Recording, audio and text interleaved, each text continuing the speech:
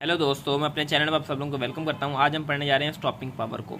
Stopping power हमारे पास चौथा है। पिछली वीडियो अगर जिसने नहीं देखी वो काइंडली वीडियो को देख लें ताकि आपका कंसेप्ट क्लियर हो जाए। आज हम पढ़ने जा रहे हैं स्टॉपिंग पावर। वो कहता है कि टोटल मैस स्टॉपिंग पावर हम जो है वो होती है S over row.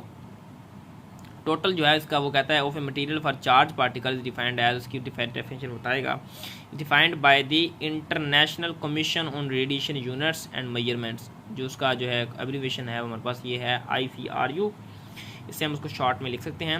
As the defined कैसे करते हैं, as the quotient of DE by rho DL। यहाँ पे हमारे पास जो है DE क्या है वो भी बताता है। वो ये जो where DE is the total energy, E जो हमारे पास एनर्जी को जाहिर करता होता है ना, तो total energy lost by the particle in traversing a path length DL। ऐसी लेंथ में जिसमें ट्रैवल कर रहा है उसमें टोटल एनर्जी लॉस्ट होता है जो E को जाहिर कर रहा है, एंड DL जो है वो लेंथ को जाहिर कर रहा है इन दी मटेरियल ऑफ डेंसिटी, जिसमें डेंसिटी उसकी रो को जाहिर कर रहा है।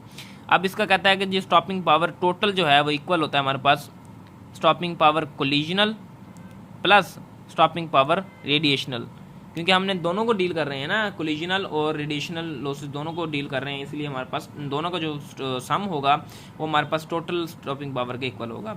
यहाँ पे उसने बताया भी है where collisional and radiational apply to collisional losses and radiation losses respectively का मतलब होता है कि तरतीब वाइज, पहले ये फिर ये।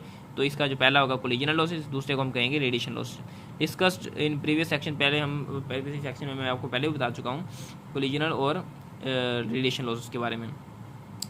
तो नेक्स्ट हमारे पास टॉपिक है एब्जॉर्ब डोज। एब्जॉर्ब डोज हमारे पास क्या है, उसको वो कहता है in calculating the absorb dose absorb पर यूनिट मैस।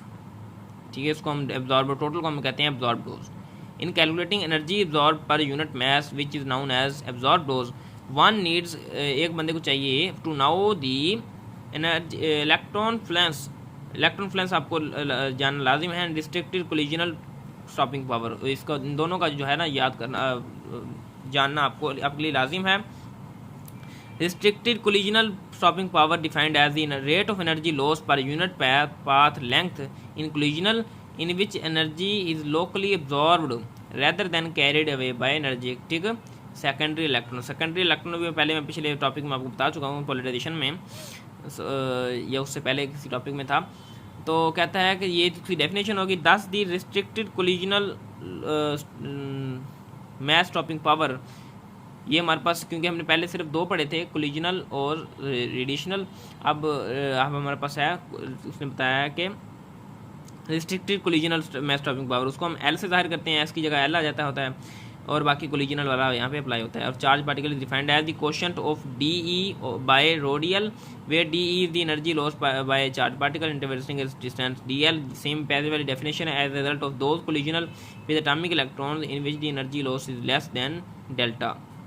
ये उसकी थोड़ी सी डेफिनेशन है। तो उसका मैथमेटिकली क्वेश्चन तो इस तरह से आएगी हमारे पास। पहले जो उसने लिखा है वो रिस्ट्रिक्टेड कोलिजनल जो है हमारे पास मैस स्टॉपिंग पावर इक्वल होता है इस चीज़ के DE over ODL in collisional and energy loss is less than delta.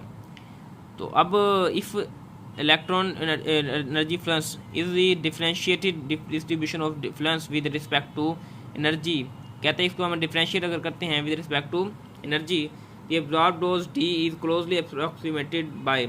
तो उसकी जो फाइनल क्वेश्चन हमारे पास आएगी वो कुछ इस तरह से आएगी, D is equal to integration starting from delta up to energy E, आगे वो हमारे उसने बताया था कि energy electron energy flux dot multiplied by हमारे पास जो है वो restricted collisional stopping power mass stopping power with respect to energy के साथ हम कर रहे हैं। तो ये हमारे फाइनल क्वेश्चन इसकी आ जाती है एब्जॉर्ब डोज के लिए।